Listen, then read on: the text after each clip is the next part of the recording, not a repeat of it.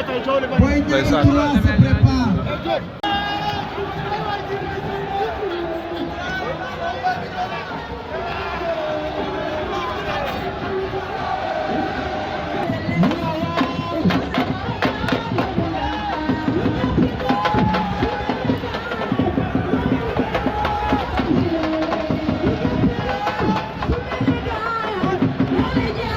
ndeysaan Diop 2 ngi noonu ànd ak Diop 1 ak Sa Thiès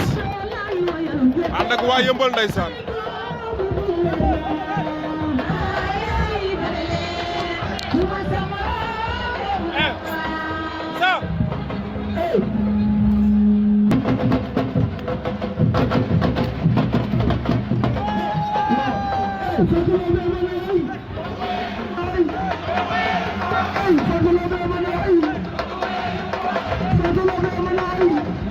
ndeysaan Diop 2 ngi noonu dafay war a jàkkaarloog Tapha Mbeur tey Fallou Ndiaye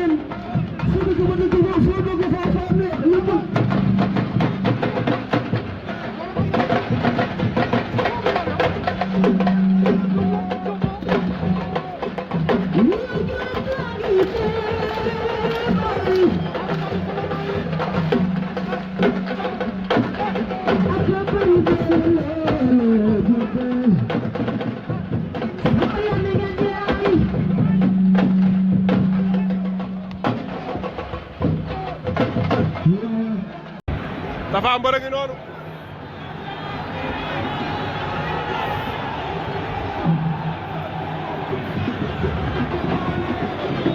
Tapha Mbeur a ngi noonu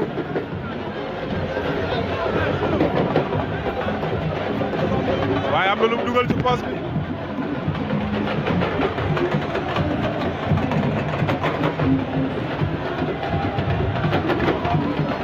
Tapha Mbeur a ngi noonu ndeysaan moo fi war a jàkkaarloog Diop 2 seen combat le 13 juillet la arène nationale ak Ndiaye production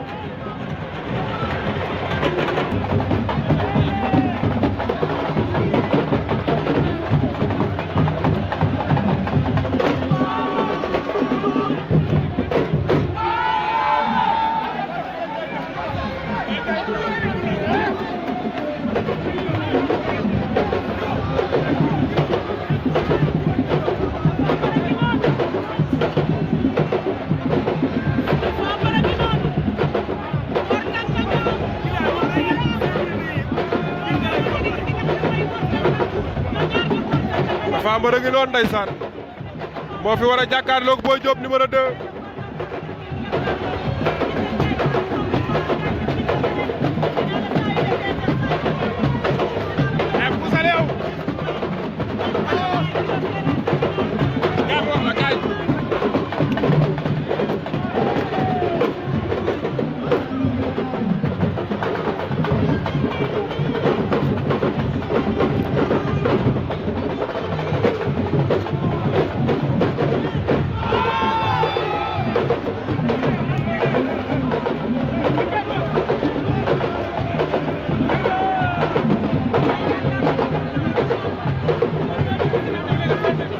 ndeysaan Tapha Mbeur a ngi noonu ginnaaw ba Diop 2 dugg see ba pare dañ fee war a taxaw jàkkaarloo fi ñoom ñaar ak Ndiaye production